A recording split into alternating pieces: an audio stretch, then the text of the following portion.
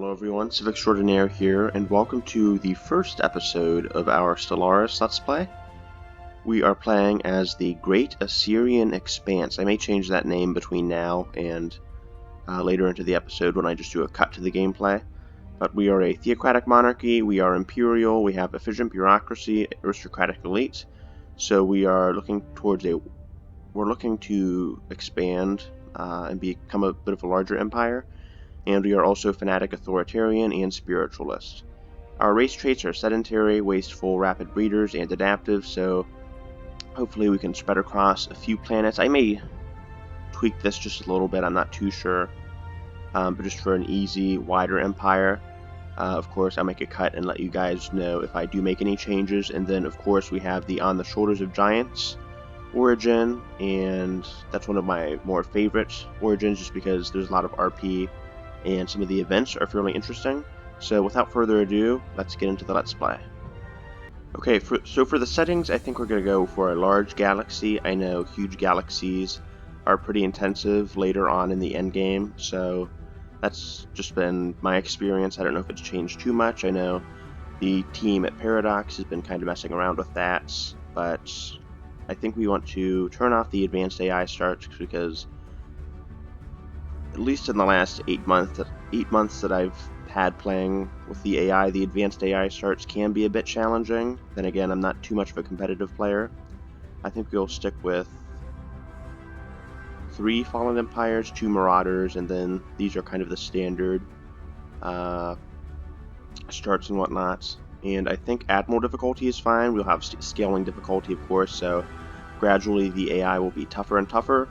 And I think the rest of these settings are fine here. I'm not too sure about the hyperlane density. I think that's a bit higher than normal, but I'm fine with that just for some interesting choke points. And I think that's it. So let's get right into the gameplay. Alright, so here we are. I'm going to read this real quick. On the Shoulders of Giants. Ours is a history of oddities and inconsistencies. We found ancient city ruins older than some archaeological excavations of primitive villages. We have unearthed saws, axes, and even rifles, which far predate stone-flipped spears and bows, stone-tipped. Peculiar history did not, however, prevent us from stepping readily into a futuristic era of spaceflight. We have now managed to escape the gravity of our home planet, aiming for other planets and bodies in our solar system and beyond. We have scarcely left the atmosphere before the oddities emerged anew, strange signals of alien origin coming from within our own solar system. Alright, we are the Assyrian Star Empire, and we are starting out on Nineveh, our arid homeworld, and we begin. Alright, so let's just see our start real quick. I always like to check this out first. We started out on the fringes of space, and we are starting in the Great Basin. Alright, I think we want to assign a admiral to our strike force. Maybe, maybe not. Let's just check our planet size first. Alright, we got a fairly decently sized planet. We are size 17. I think I'm a bit rusty, but actually let's go ahead and start with our research first of all. I think we want to go with blue laser. We're not going to be going with too much research station stuff. I think, yeah, blue laser is probably good. I don't know the current meta versus the weapon types, but I think it's been fairly balanced out. Generally, lasers are better for shields, and then I forget the specific name for the harder bullets or whatever, but I think some of the harder artillery stuff is better just for hulls. And let's go for planetary unification for that extra unity for outposts, and I think we want to get the extra Corvette hull strength just in case we run into any early monsters or any kind of spacefaring animals. Alright, let's get and just because we don't have automatic exploration, I think I have to do this manually until we get that tech. So let's get you. Okay, survey this. Then survey this. Oh, wait. I thought we could just manually assign this. Can we not do that yet? Okay, you know what? I'm just gonna explore until we find a good planet first, and then we'll just move here, and then we can move on from there. So we can go for a fast colonization. Alright. Let's get another science ship once we get this in the shipyard here. Okay. Here we are. And then we'll kind of be a bit starved for alloys early on, and that's definitely going to be one of our primary goals, just getting our alloys set up and moving on from there. So let's start. Hopefully, okay, we can't build anything. We'll have to save up a bit for that. But I think we can put ourselves on fast speed here. Okay, and we've discovered an archaeological site. I think that's due to our... Okay, and we have Prince Alexander. Okay. But we have a new archaeological site, Exgravitas, and I think this is due to our remnants thing. Alright, the Assyrian star expanse is abuzz with news of the alien remnants that were recently studied. These leavings are considered definitive proof of intelligent, purposeful alien activity at some point in the past. We may still be alone now, but we are at least not the first to be so. Okay, and then I should probably mention that I think I've made a change to our species traits. We are also intelligent instead of, I think, rapid breeders, or some other trait I replaced it with, just because I kind of want that early science boost. And then I think we can also assign scientist here later, which would it's probably better to get 2 science ships exploring. Alright, I don't think there's a planet there. Go over here. And we have another science ship here. Okay, let's try to see if we can get a scientist here. Okay, we're going to have to wait a little bit until we get some more energy. Okay, energy credits. That's the specific name. Okay, let's move you here. I think we should have a planet at least within the first kind of ring of star systems, or the clusters surrounding the Great Basin.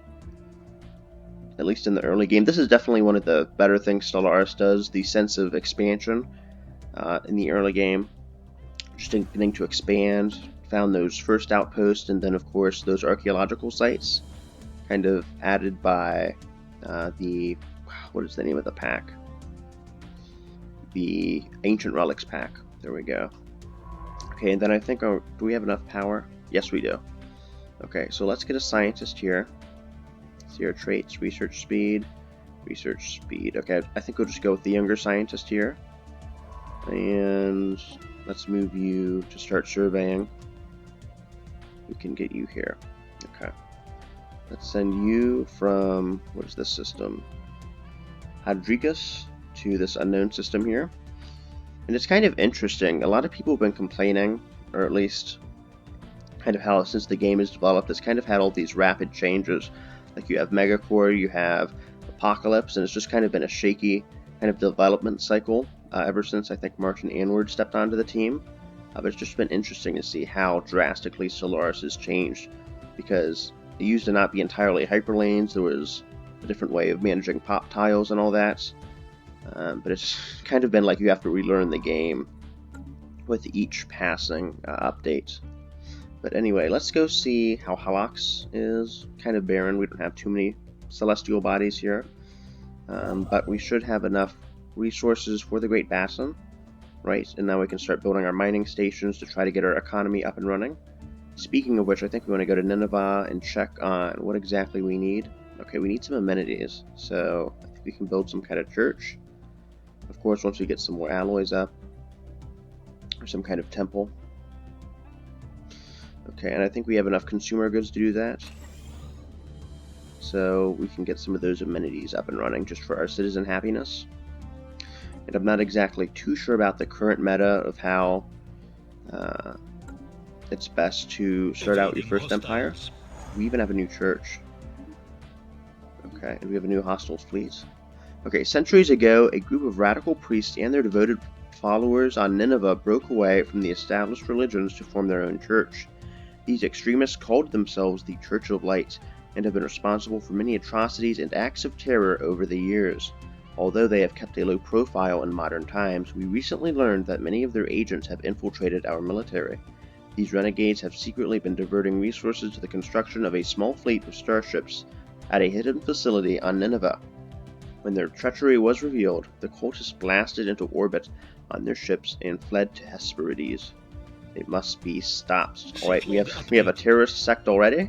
This isn't looking too good, but I think we should be able to mobilize our infantry or our fleet. Where are they? Here you are. Okay, this is actually going to be pretty close. They have the same fleet capacity, so I think we want to get... Okay, thankfully, thank God we have enough energy to recruit some of these admirals. But I think we want the weapon range, also because Yan Lin is fairly young. I think we can manage this. Alright, let's just stick here, unless they're going to attack our mineral first. Our mineral production. Where are you? Okay, let's go over here and see if we can take them out. It's actually fairly exciting, getting a fleet battle already in our first episode. Let me just pause this and move out, and reassign you to explore this cluster here.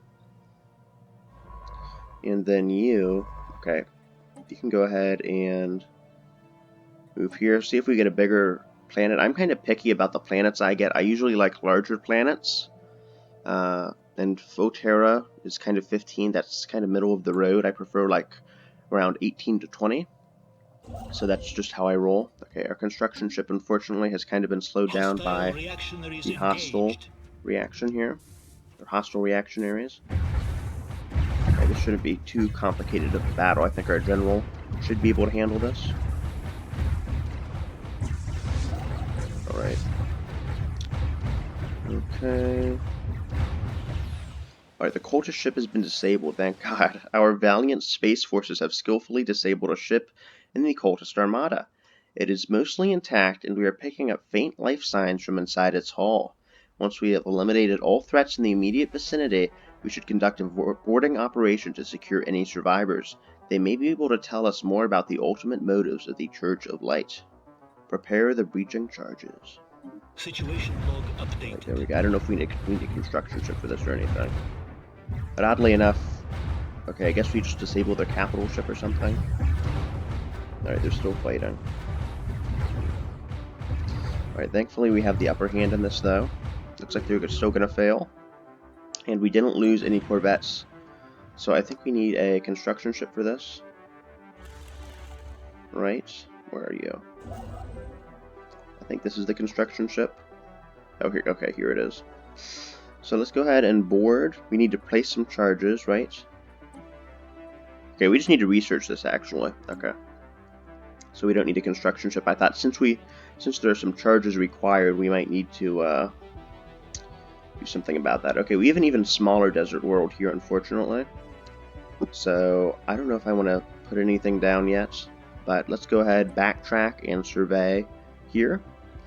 And I think while we're at it, let's go ahead and get another construction ship, if we have enough resources.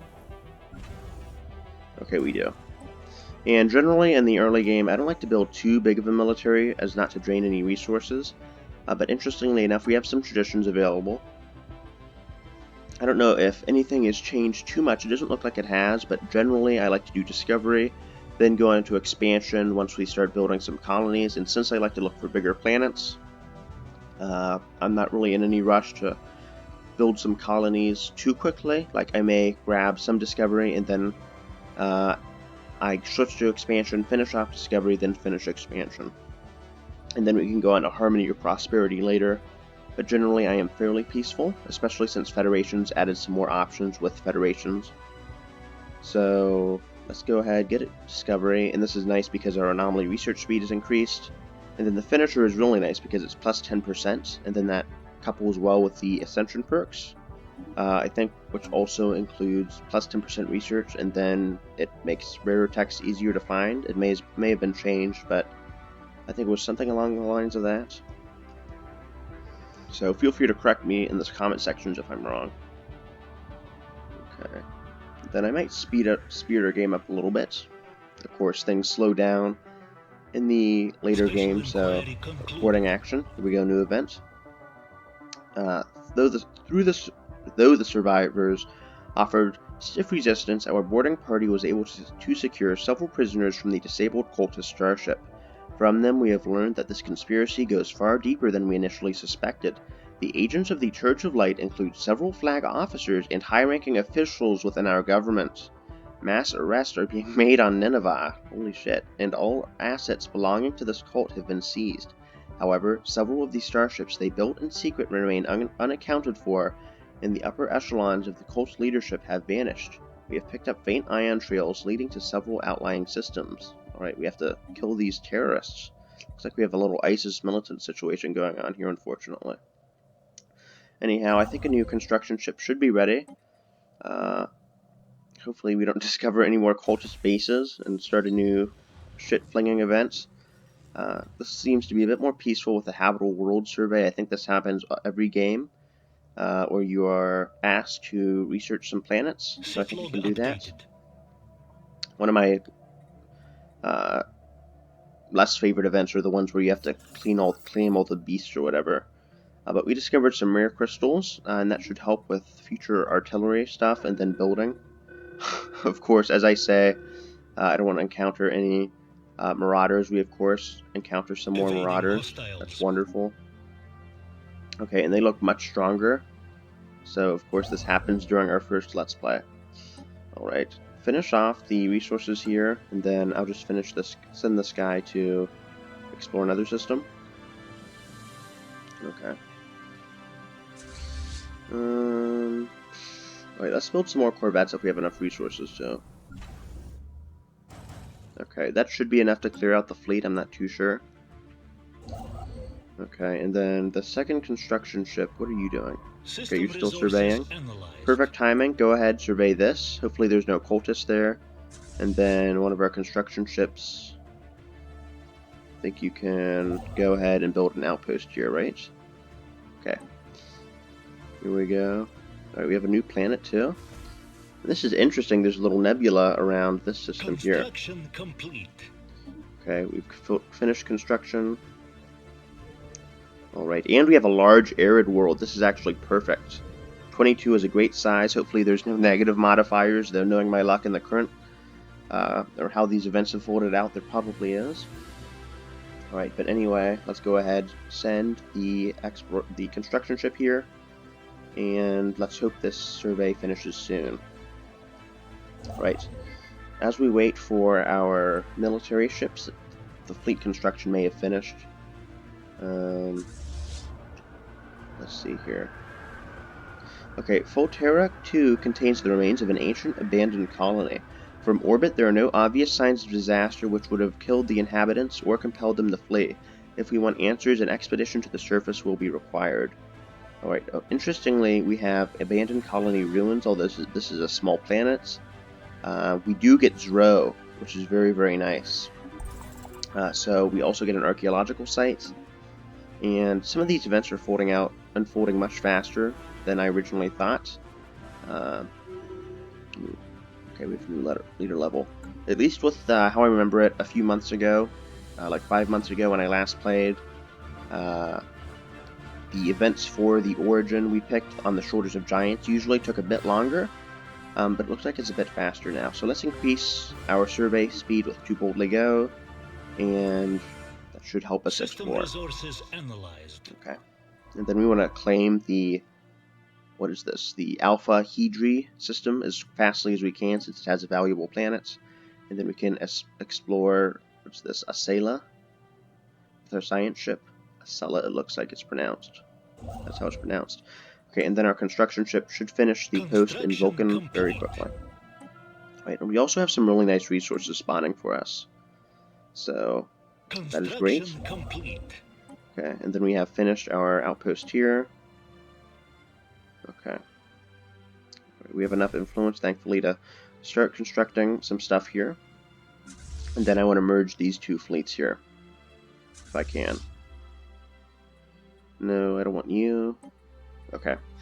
Go ahead. Oops. Let's merge these 2. Okay, and then I think our capacity should be fine with these 2 fleets. Readings detected. Go ahead and research that. But we are definitely going to need some more Corvettes just to take out the insurgents in the Halak system. Thankfully, there isn't a valuable planet in Halax, so we should be fine for now. If it was in this system, I would be very pissed, but this system looks fairly peaceful, thankfully. It might even be a good site for Ecumenopolis, since these resource loads are very low, so it could be a great refining world, and it doesn't have too many district blockers either, I don't think. So, it seems fairly good for a Construction Ecumenopolis. finalized. Alright, we've expanded to Forterra, so let's go ahead. Oops. Atmospheric ecosystem. This is from our anomaly. We have discovered a thriving ecosystem in the upper atmosphere of the gas giant Alpha Hydri 4. Massive floating creatures, having evolved bodies filled with lighter-than-air gases, follow the wind currents and feed off the energy released by the gas giant's frequent lightning storms. These beings in turn support colonies of smaller animals that prey on atmospheric plankton and each other. Very interesting. I love the art for this kind of stuff. Then I don't know if the music might be too loud. I'll turn it down a bit. There we go. Okay, sorry about that. Sorry if it was a bit loud, but I'll adjust that in the next episode. But anyway, let's go ahead, finish this research station, and then I think it's about time we hired another scientist to start working on some of this archaeological stuff. Where can we do that? Do we have even enough slots for another scientist? Let's see here. Okay, we can't upgrade our fleet. I think we should do that fairly soon. Alright, let's just see. I think we can recruit. Yes, we can recruit another scientist. Alright, so let's go ahead and get just the youngest scientist. None of these perks in particular are too beneficial. But I think we need a science ship to actually start researching this stuff. So let's go ahead and build another science ship, and we can assign an archaeologist to that site. Alright. System resources Another anomaly. An object that reflects our sensors has been located in the Acela asteroid field near B4 332X. Alright. We can send you over here. And you... What do you want to do with you? Okay. We don't have enough resources, but you'll be on standby to build that outpost. Okay, and then you can survey there. Alright, puzzling polygon. The ISS Trailblazer crew has recovered the reflective polygonal object near B4 332X, bringing it on board for detailed study. The object's most intriguing quality is its ability to reflect most types of low-frequency energy beams directed towards it.